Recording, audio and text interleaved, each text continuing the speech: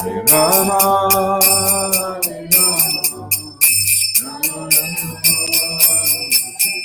Jaya Jaya Gurudev, Gurudev, Gurudev, Gurudev.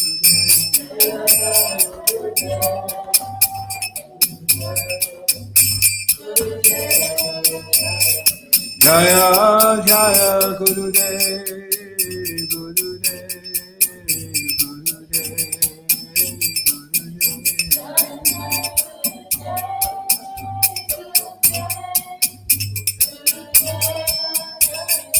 Jaya Prabhupada, Prabhupada, Prabhupada, Prabhupada.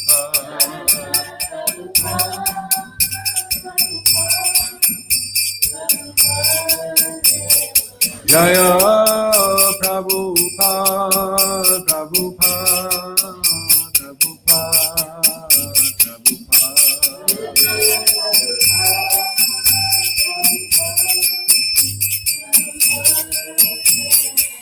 Jayo Kodanikai Maya Poshashi, Kodanikai Jaya Maya Poshashi. Kodanikai Jaya Maya Poshashi. ISKCON Guru Vrinda ki jai, Srila Prabhupada ki jai, Shishi Kodanikai Maya Poshashi ki jai. Reading from Srila Prabhupada Leela Amrita.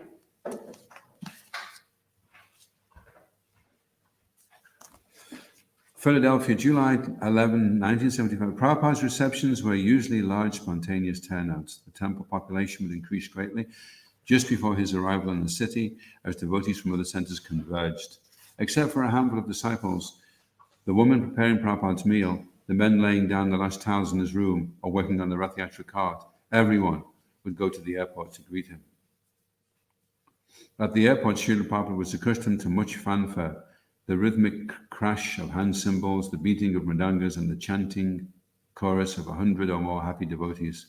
Only if they became wild or disruptive would he object. Otherwise, as Krishna's representative, he would be pleased to see an enthusiastic reception as he collected flowers and obeisances, like a viceroy accepting tribute on behalf of the king.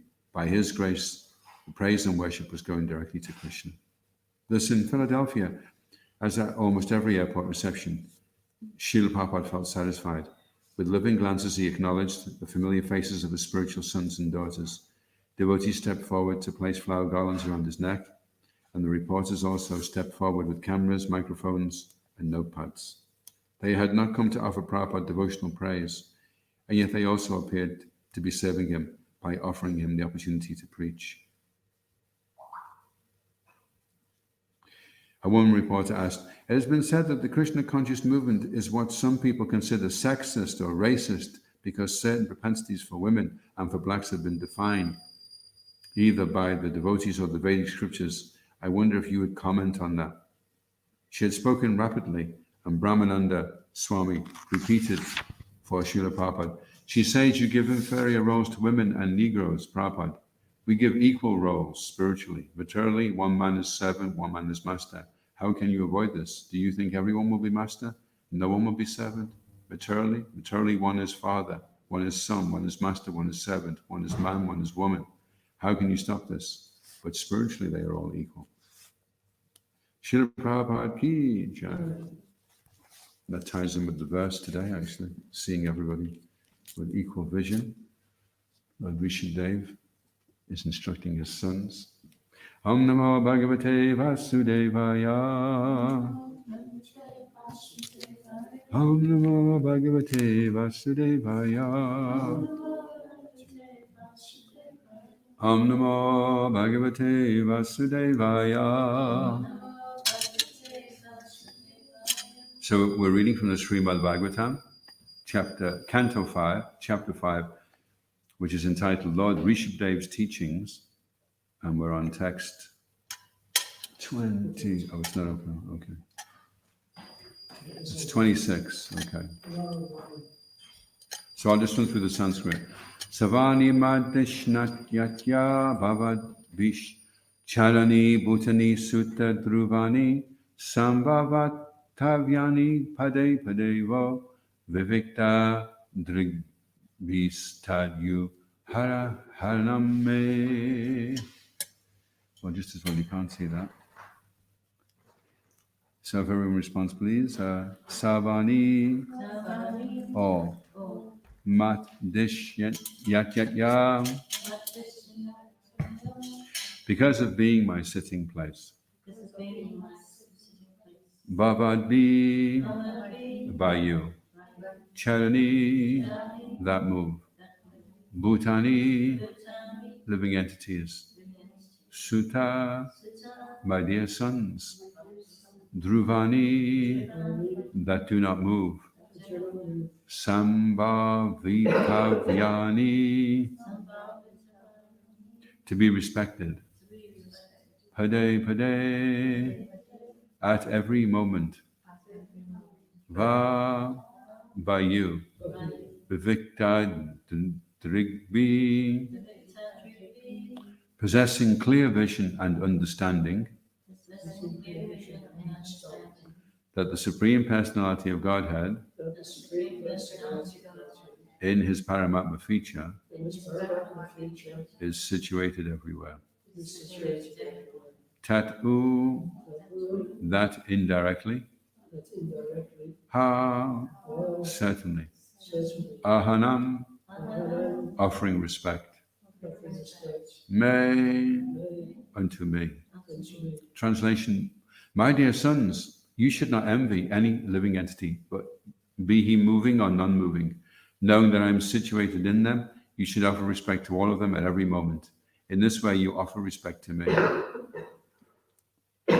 Responsibly, please. My dear sons, you should not envy any living entity, be he moving or non-moving.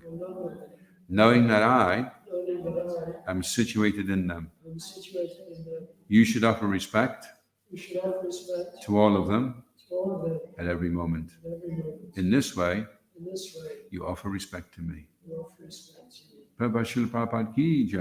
In this verse, the word vivikta drigibi, meaning without envy, is used. All living entities are the abode of the Supreme Personality of Godhead in his Paramatma feature, as confirmed in the Brahma Samhita. Anandantarashtam paramanu chayantarashtam. The Lord is situated in this universe as Gapadakashaya Vishnu and Kshirodakashaya Vishnu. He is also situated within every atom.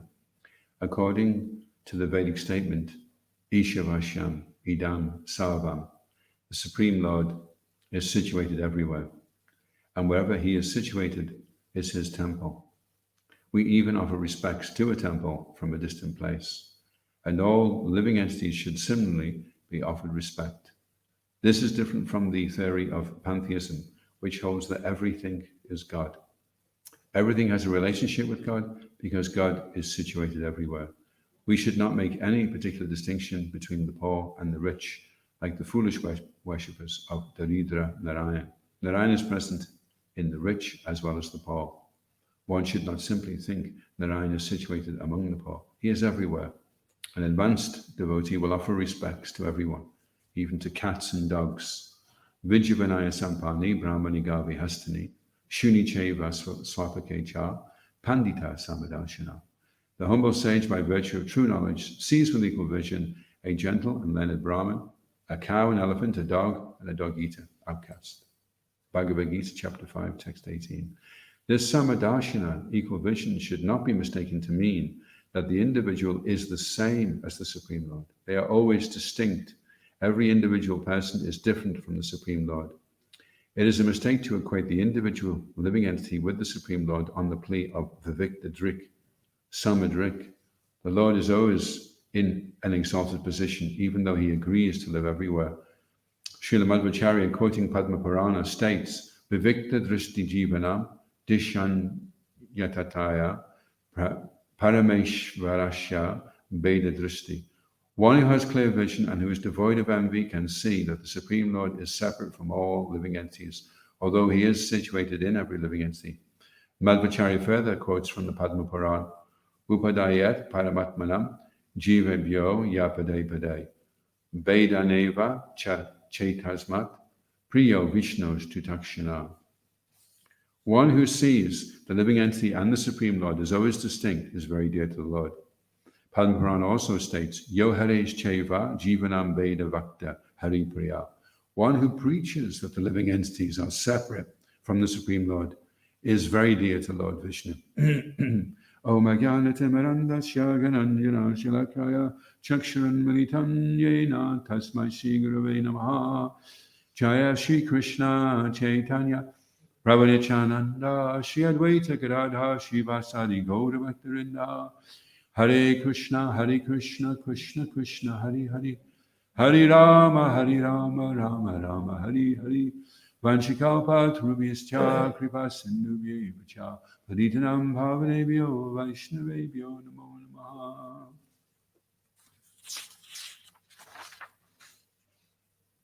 So Vivikta Drigbi means without envy. And envy is an interesting quality, actually, because the main reason the living entity is in the material world is because of envy. So material world is like a hospital or a prison. Everyone in here is sick to some degree, has done something wrong to some degree. No one is innocent in the material world. And the one common crime that we all share is envy. And the original envy was we were looking at Krishna being God, and we thought, why can't I be that?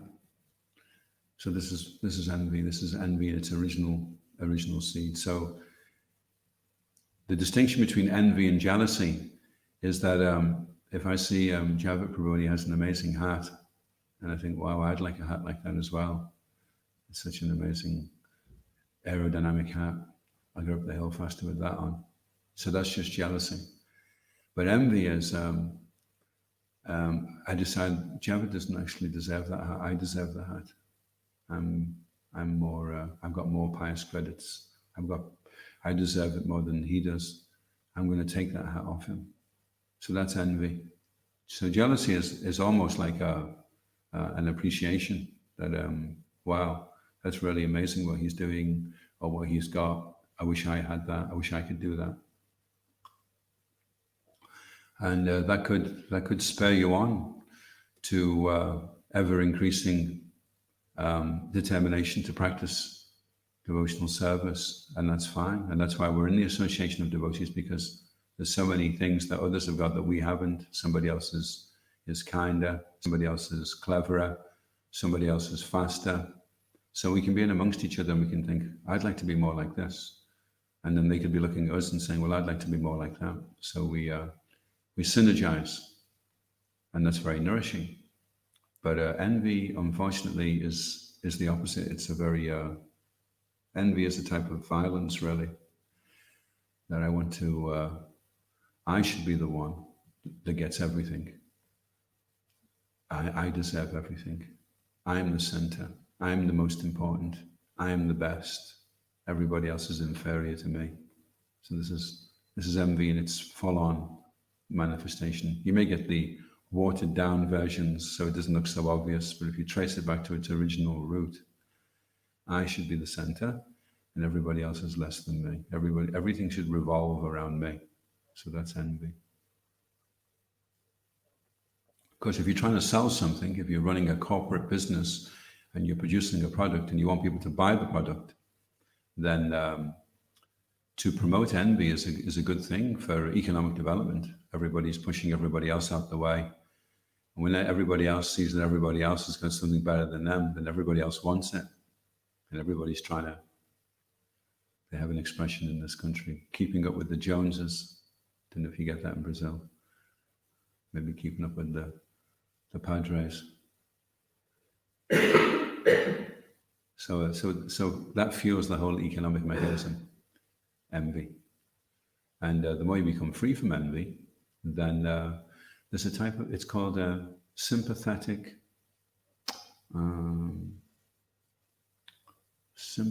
appreciation.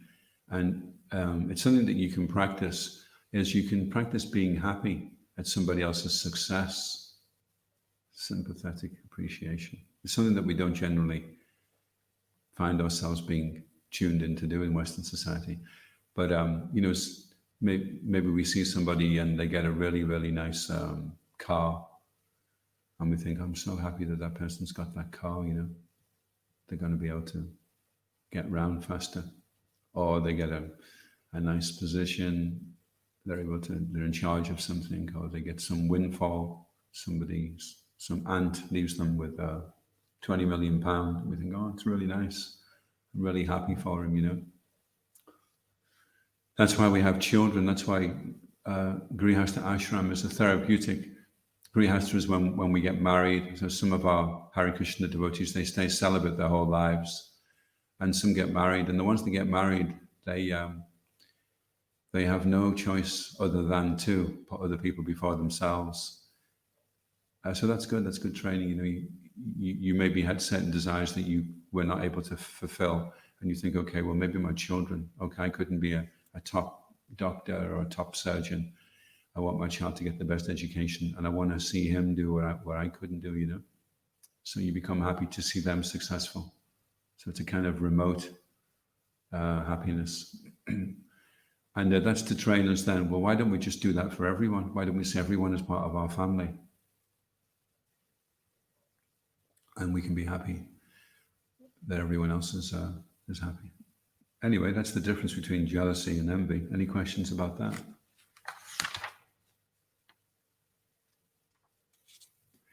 So this is a really neat way to get rid of the envy. The envy problem is to see that Krishna is there. It explains in the Ishopanishad that if you can see Krishna in every living entity's heart, then you're protected from a degrading mentality.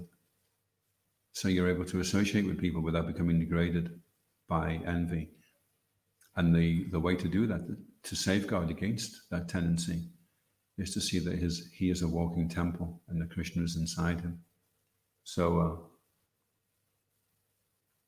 we may see somebody and think, well, that's not the way you should do it. You should do it like this.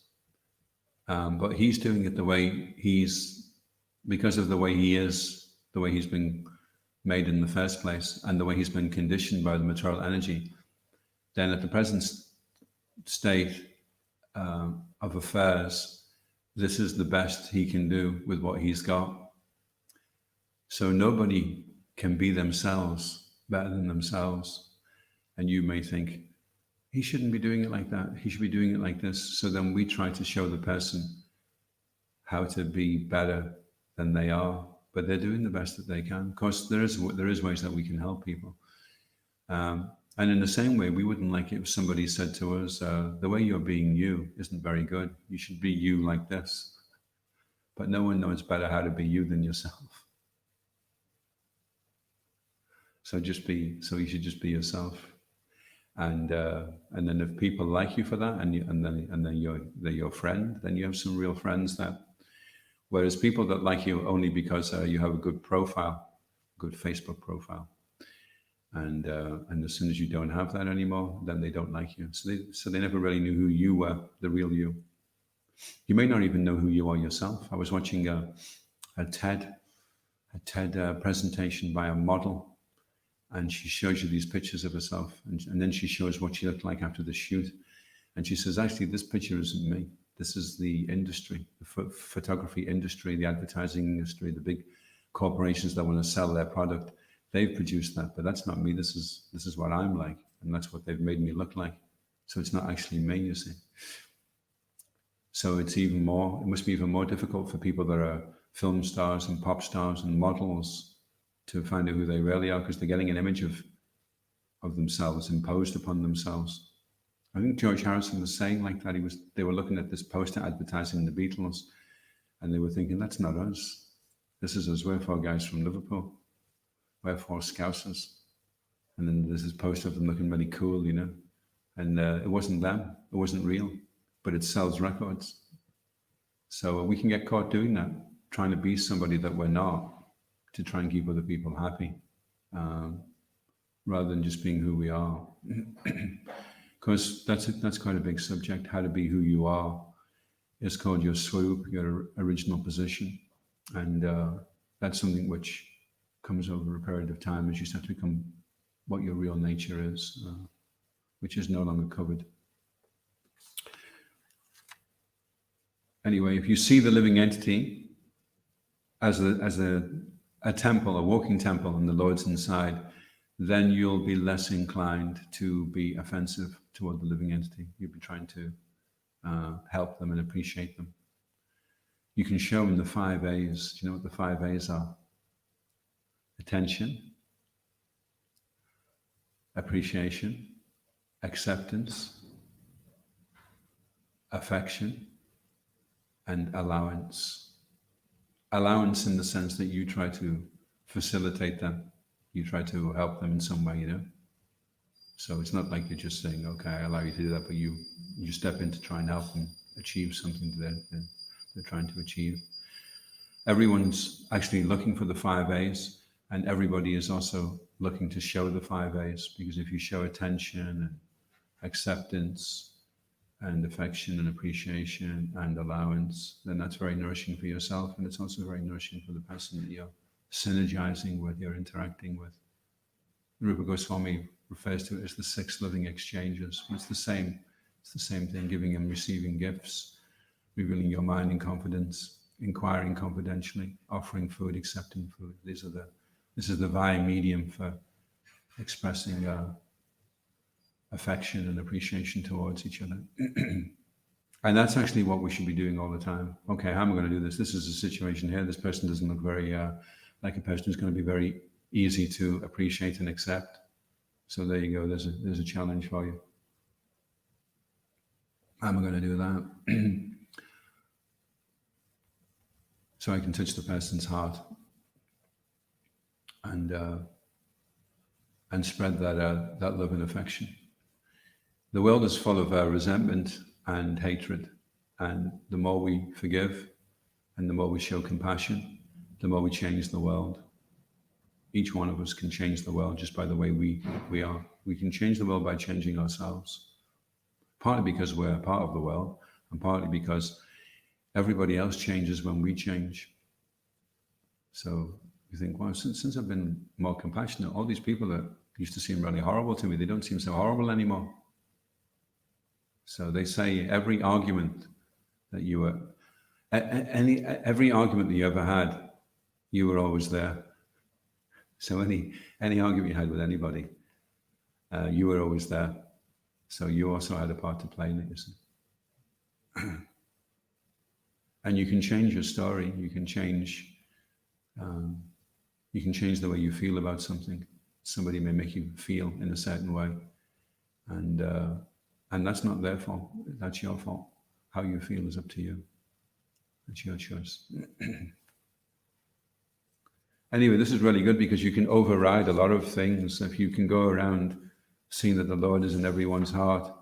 Of course, it's helpful if you can feel that the Lord is in your heart, because then you can think, well, if he's in my heart, I'm no different than anybody else. He must be in everybody else's heart as well. So if you can become aware that the Lord is in your heart, then you can also become aware that the Lord is in everybody else's heart as well. And he's watching, he's witnessing. How are you treating your brothers and sisters? How are you behaving toward them? And that breaks down all the barriers, like Prabhupada was referring to women and Negroes. Everyone is, the reporter was trying to catch him out and get a bit of sensationalism. But actually, wherever the person is, wherever sex he is, or if he's a transgender, or he's whatever his persuasion is, ultimately they're all spiritual. They all have the Lord inside their heart, and they're either your brother or your sister, whether they're in a fluffy body, a fairy body, a feathery body, a fat body, a thin body, a tired body, a sad body, a happy body. It's still your brother or your sister. And it's funny because the very thing that we want intimacy, we want affection. It's the very thing that we want. It's the thing we want more than anything else. Every living entity wants intimate affection. And it's the very thing that we are immediately prepared to sacrifice as soon as we get hurt. So we sacrifice intimate affection and closeness for distance. We just distance ourselves. Okay, I didn't like the way he said that. I didn't like the way he did that. I don't like the way he is. I'm having as little to do with this person as possible. And in that way, I will punish him. But actually, you don't punish him, you just punish yourself. Well, you maybe punish him as well, but you end up lonely. You have this list of people that you don't like, and every day you add another name to it. One teacher asked the kids, can you write on a potato the person that you hate? So some of the kids were saying, can I have another potato? Some of them ended up with quite a few. And then she said to the kids, I've told you mothers and fathers, I want you to hold on to that bag of potatoes till next week. Every time the kid tried to put it down, the mum would say, come on, teacher said. So carrying this bag of potatoes around for a week, it was getting pretty smelly at the end of it. So when they got back into the classroom, everyone got their potatoes. Yes, can we put them down now? And the teacher said, you can put them down now. And she says, that's what it's like when you carry hatred for people. It's like carrying around a bag of rotten potatoes. So we, by distancing ourselves and being negative towards our brothers and sisters, we actually, it actually impacts on ourselves and our own happiness. Shishigonitai Mai Poshashiki Jai. The best team players are the most sensitive ones. Did you know that? If you're a team player, the most successful one is not the one who's the most intelligent, but the one who's most sensitive. They work the best in teams. They put other people's feelings before their own. They're able to empathize. This is the best skill you can have if you want to work in a team. So when Prabhupada was saying, you'll show your love by how you cooperate, what he was really saying was, you'll show that you love me if you show that you love your brothers and sisters. That's how you'll show you love me, by showing you love your brothers and sisters. If you say, oh, Srila Prabhupada, I love you so much, but I really hate him and I really hate her, and Prabhupada's saying, well, then I don't accept that love. It's not real love. And some of us can be really quick. You know, it's like a shootout at the OK Corral. Who can resent first? You know, like they have these duels and they go like that. So see if you can resent them before they can resent you. So we should actually be trying to be as quick as we can to love bomb people, try and show them affection and give them gifts and offer them some sweet words and appreciation. Any questions or comments? I was hearing what just said there's another way of saying it. One has to be always consider oneself. Krishna says, one who says he's my devotee is not my devotee. One who's a devotee of my devotee is my devotee. So you can't jump over the devotee and think, oh, I love Krishna, but I don't love the devotee. It's like servant of the servant, we're always a servant of the servant. So we can't go straight to Krishna and love him. Yeah. So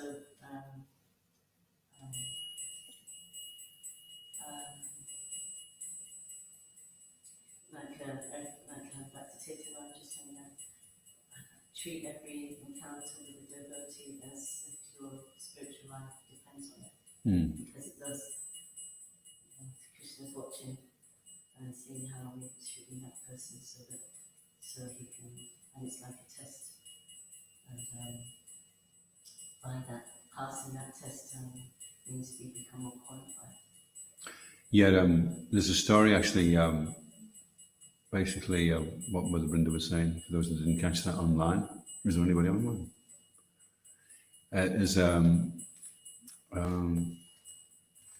If you say, oh, I love God, but I hate you, or I love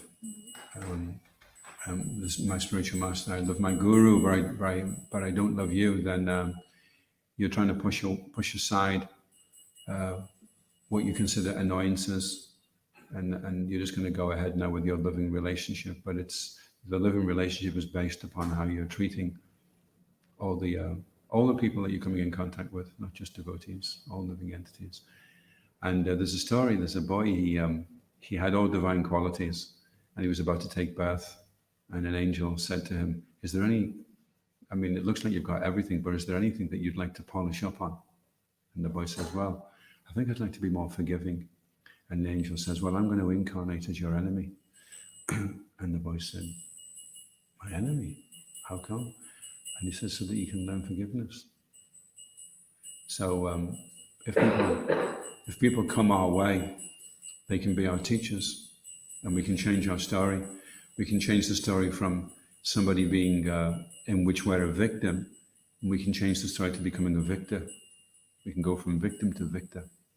And victor is that we're thankful that it happened because our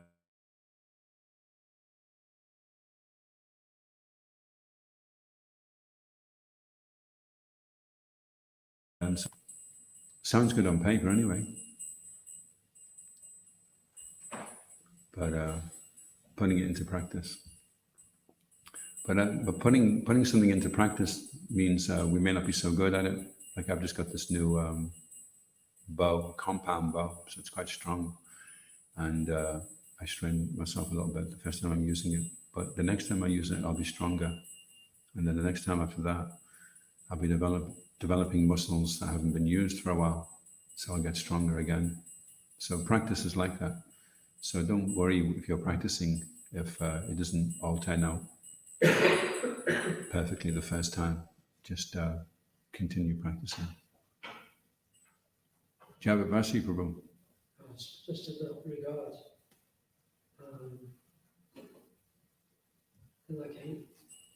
if we perceive that, if we perceive that it will take some practice to develop and move it more envy towards people who we interact with regularly, and then we may feel that I'm not going to take the risk because it's more serious than just spreading the risk.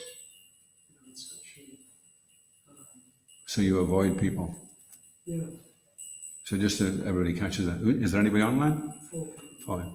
So what Chavasra was saying was, if you realize that you do have some envy, and you're looking ahead in the day and thinking, I'm going to be bumping into this person and that one and the next one. So therefore, let me just hide away in the corner of the boga shed and peel a few potatoes and just be very inconspicuous. And that way I won't have a direct, full-on interaction with them. So that's the philosophy of distancing. I'll distance myself because I don't like the idea of being in a situation where I'm going to be vulnerable, or the person's going to irk me, and they're going to bring something out of me that I don't want to have to deal with. So, taken to its ultimate extent, that's why impersonalism and voidism is very popular these days. That's why TV and intoxication is very popular, because you don't have to be responsible anymore. You can renounce your personal accountability, and you can merge into the settee, or the puff of smoke, or the alcoholic drink, and you can just float away in that, and you're no longer held accountable because you're not really conscious of what's going on. You've desensitized yourself to the environment. So you do avoid pain by doing that, but you also avoid the price you pay is that you have to forgo the pleasure, the potential pleasure that could be there in having a loving interaction. And the nature of loving interactions is that you can initiate a loving interaction. You can just decide, okay, I'm going to say something nice to this person. I'm going to give this person a gift. I'm going to try and help this person in some way. So you can initiate that yourself. And sometimes it does go horribly wrong. And maybe you had to do what you had to do. You had to do your duty. You had to tell the person something, and the person didn't like it. But also you can't hold yourself responsible. if somebody else has these qualities of envy. So you have to learn to be proactively positive, and at the same time not get caught up being blamed for somebody else's difficulties or weaknesses that they may have.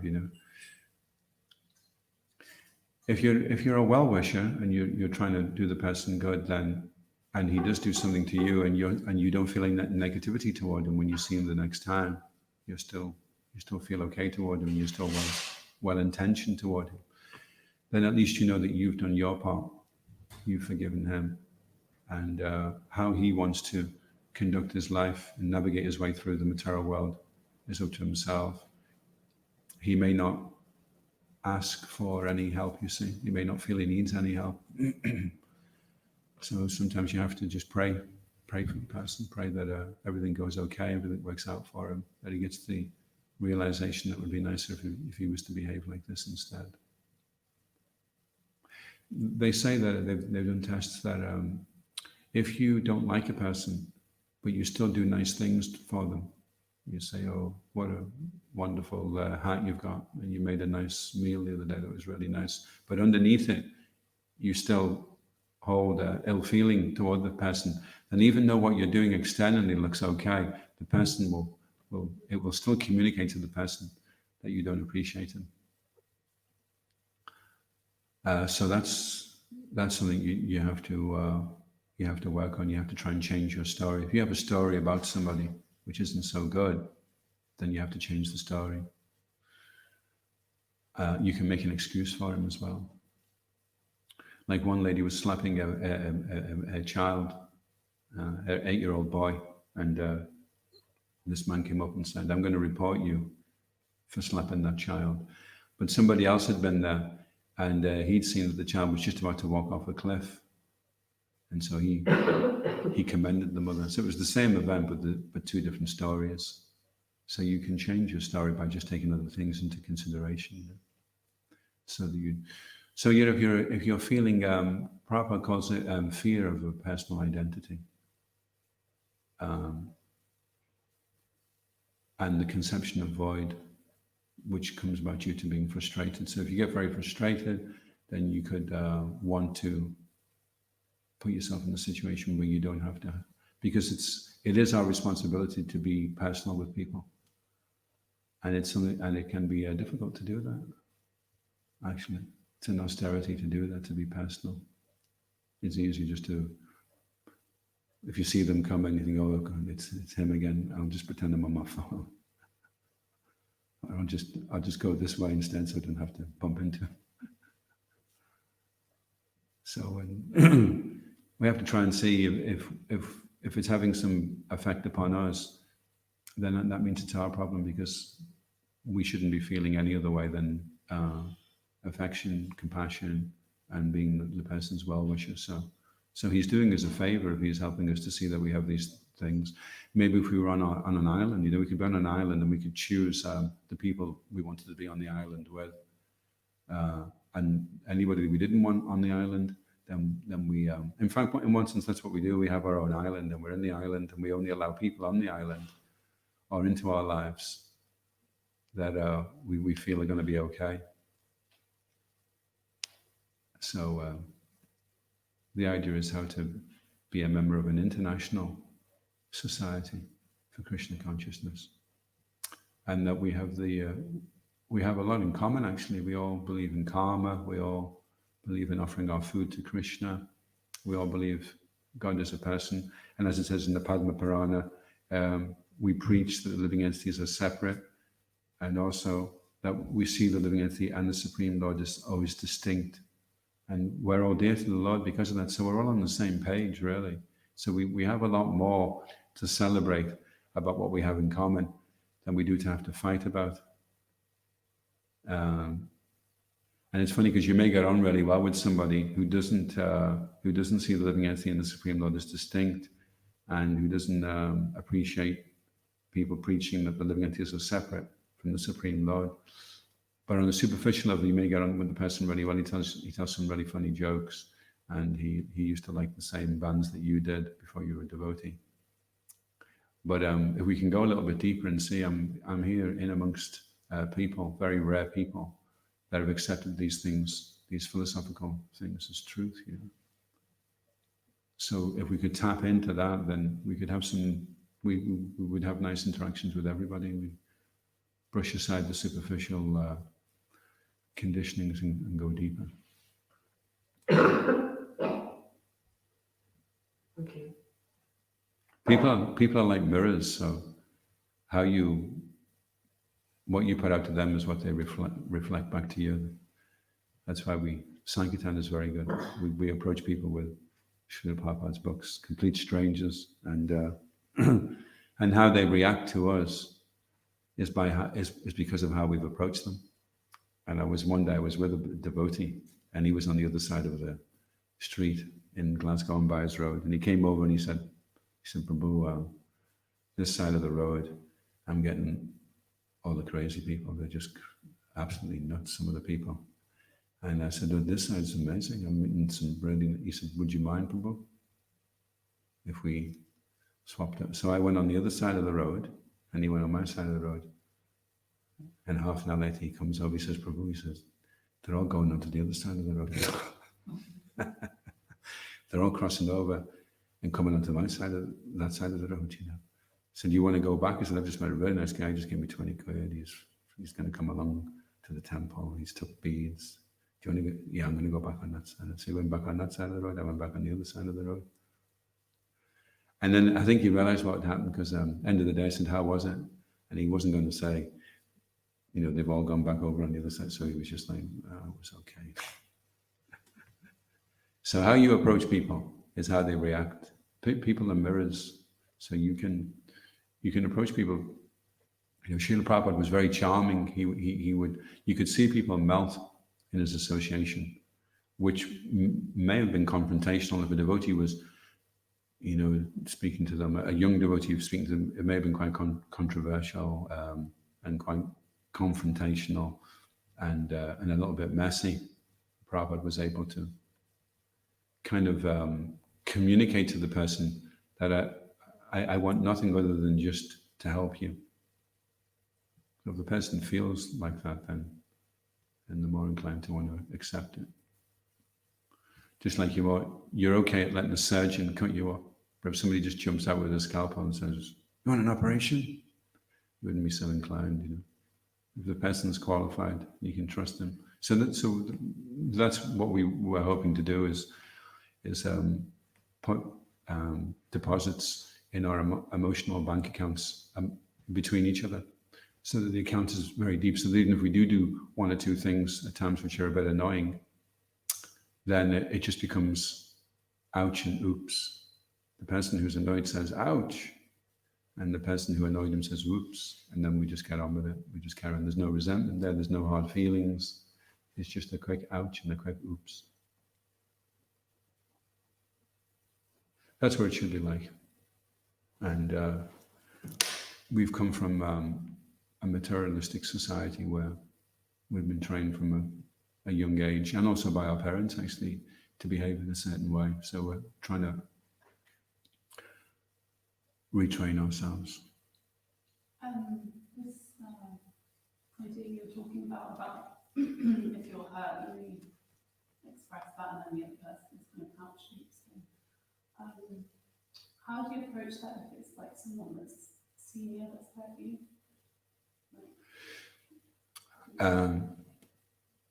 So the question is, if you say ouch and the other person says oops, then maybe that works okay if you're peers, if you're both on the same level. But if the person is your authority and you say ouch, then how does the person say oops? Or does it work like that? Well, it does work like that, yeah, because Krishna may say something to you, even, and then you may say something back to Krishna. He may say to you, I want you to go and fight this battle. Then you say to Krishna, ouch. And then Krishna, he qualifies what he's asking you to do. He says, well, actually, you're not going to be killing anybody. You're just going to be and it's going to happen anyway. And I just want you to play your part in what's going to happen. So in that way, Krishna helps to alleviate the disturbance that's initially there in the person's mind, because the person has a wrong idea about what's happening. And then Krishna clarifies it. Well, actually, no, you don't have to worry, because it's actually going to be good, you know. Everything Krishna does is good. So the challenge is, can you see that it's Krishna? That Krishna's got his hand in what's going on. And then you'll see it's always good. Problem is we're not able to always appreciate that. So we say, ouch, you know. Then later on, after we've said ouch, we may look back on the ouch and think, actually, that was really good, because that ouch really woke me up, actually. It provoked me to behave in a certain way. And sometimes that's the way. Sometimes if you're on Sankirtan and you're feeling a bit dull, and you don't really want to do it, and then suddenly you'll have this really like intense interaction with somebody, and it really shakes you up, and you really start taking shelter.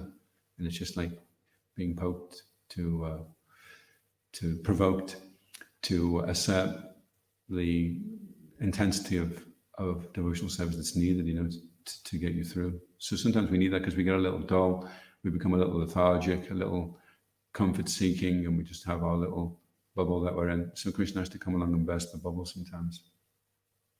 And then we realize, oh, there was nothing to say ouch about. It was fine, you know. I just didn't react initially in the proper way.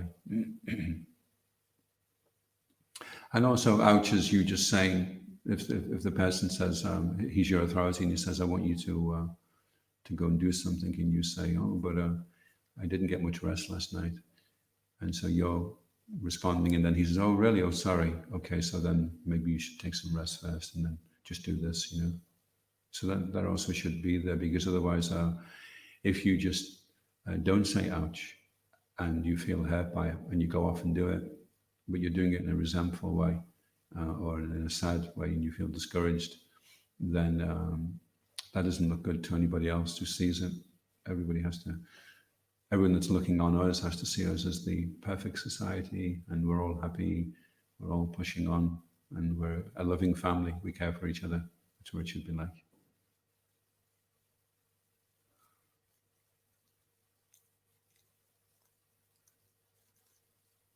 Yeah, it's interesting, actually. One way of looking at it is ouch and oops, and another way of looking at it is everyone is saying please, and everyone is responding by saying thank you. That's all that's going on. People are asking for something, and they're saying please.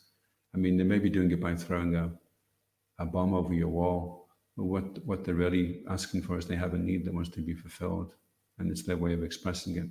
So they're saying please, and then you may throw a bomb back, and that's you saying thank you in a very distorted way. But if you were to undistort it and bring it back to its original interaction, somebody is saying please, and somebody is saying thank you. That's all that's going on. And if we could bring it back to that original exchange, this is a perverted reflection of the spiritual world. In the spiritual world, that's what's going on. People are going up to the desiratories and saying please, and the desiratory is saying, oh, okay, you want this? Thank you for asking me to do some service. Here's a mango. You can go and offer it to Krishna. Please, can you give me a mango so I can offer it to Krishna? Yes, thank you for asking. That's our existence in its perfect state. And then it becomes distorted here in the material world. There's still please and thank you going on, but it's more aggressive and more distorted.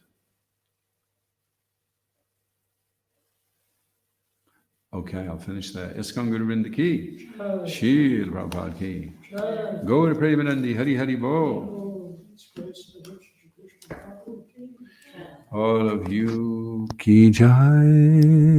Is there any questions? It's too late now anyway.